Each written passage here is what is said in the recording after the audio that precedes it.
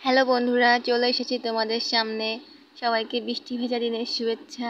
তো দেখো, আজ তোমাদের সঙ্গে একটা ছোট্ট ভিডিও শেয়ার করব। এই যে বাইরে প্রচুর বৃষ্টি হচ্ছে, অর্থাৎ মাঝে মাঝে প্রচুর আসছে, আবার মাঝে মাঝে কমে যাচ্ছে। তো এই অবস্থায় আমি একটু বেরোবো। উঠানের অবস্থা খুবই খারাপ, হাঁটা যাচ্ছে না, এইগুলো পাতিয়ে দিয়েছে মা, এরপর থেকে হাঁটছি। তো তোমাদের দেখাবো কিভাবে আমরা আম কুড়ানোর মতো পেয়ারা কুড়াই। এই যে দেখো, এই আমাদের পেয়ারা গাছ। আমি জানি না আমার ভিডিওতে কতটা কি পেয়ারা গাছে পেয়ারা দেখা যাচ্ছে।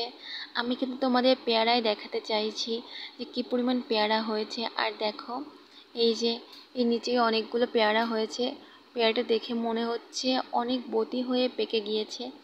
যেহেতু আমি এটা দিয়ে পেয়ারা মাখা করব, তাই আমি আর পাকা পেয়ারাগুলো নেব না। মানুষ যেমন রাত্রেবেলা আম পড়লে পরদিন সকালে উঠে আম কুড়ায়, ঠিক তেমন আমার মার উঠান করানোর সময় প্রতিদিন এক বালতি করে পেয়ারা ফেলতে হয়। ওই যে বললাম, তোমাদের ঠিক মতো দেখাতে পারছি কি না আমি বুঝতে পারছি না, কারণ আমার ক্যামেরাটা অত ক্লিয়ার নয়। তারপর আমি সর্বোচ্চ চেষ্টা করছি তোমাদের দেখানোর। তো দেখো কী পরিমাণ পেয়ারা হয়েছে। প্রতিদিন বাদুড় খাচ্ছে, আমরা মানুষরা তো খাওয়ার তালেই আছি। ইনফ্যাক্ট আমাদের বন্ধুবান্ধব যারা আছে এদেরও কিছু দেওয়া হচ্ছে। তো দেখো, ভিডিও করছিলাম, করতে করতে হুট করে বৃষ্টি চলে এলো। এই যে আমি ঘরে চলে এসেছি, অর্থাৎ বারান্দাতে। আর এই দেখো, সিঁড়ির পর থেকে বোঝা যাচ্ছে। আর এই পেয়ারাগুলো আমি সকালে স্নান করার আগে পেরেছিলাম, কারণ যেভাবে বৃষ্টি হচ্ছে এখন তো বৃষ্টিতে ভেজা মানেই জ্বর। আর এগুলো স্নান করার আগে পাড়ার সময় আমার হাতে ডানার পরে একটা পেয়ারা এসে পড়েছিল, তো খুবই ব্যথা। আর এই দেখো, এই যে এখানে বৃষ্টির জল ছিল, তো ওই বৃষ্টির জলের মধ্যে পেয়ারাগুলো ধুয়ে নেব। কারণ আমি সকালে পেয়ারা পেরেছি, এখনও ধোয়া হয়নি, মানে আলসেমি, বৃষ্টির দিনে গায়ে ল্যাদ লেগে গিয়েছে। তো এই যে পেয়ারাগুলো ভালো করে ধোবো।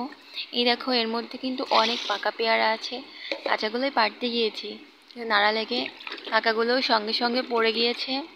তো এগুলো ভালো মতন ধুয়ে নিচ্ছি। এই দেখো, এটা একদম কচি ডাসা পেয়ারা। আমি কিন্তু এই পেয়ারাগুলো দিয়ে পেয়ারা মাখা করব। তোমরা কে কীভাবে পেয়ারা মাখা করো আমি জানি না, তবে আমি আমার মতো করে একটু পেয়ারা মাখা করব। এই যে এটাকে আপাতত মগের মধ্যেই রাখছি, এরপর দেখা যাক কী করি। আর এই যে এই পেয়ারাটার গায়ে কেমন একটা লাগছিল, তাই এটাকে ভালো করে ধুয়ে নিলাম। আর এই দেখো, এই যে আমাদের কিন্তু আমি দুটো গাছের পেয়ারা পেরেছি, যার মধ্যে এই একটা, এই পেয়ারাটা সব থেকে বেশি মিষ্টি। আর দেখো কী পরিমাণ বাতাস চালিয়েছে, মনে হচ্ছে কালবৈশাখী ঝড়ের মতো। তোমরা কে কে পেয়ারা ভালো খাও জানাবে আমাকে কমেন্ট করে। এই দেখো, এই যে এই কাঁচা কচি কচি পেয়ারাগুলো দিয়ে কিন্তু মাখা করব, আর পাকাগুলো অন্য যে কেউ খেয়ে ফেলবে। তো ভালো করে ধুয়ে নিচ্ছি। আর এই যে ধোয়া শেষ, এবার জলটা ফেলিয়ে দিয়ে বালতিটা জায়গায় রেখে দিলাম। এবার দেখো, থালের পরে নিয়ে নিয়েছি পেয়ারাগুলো, কি সুন্দর লাগছে দেখতে।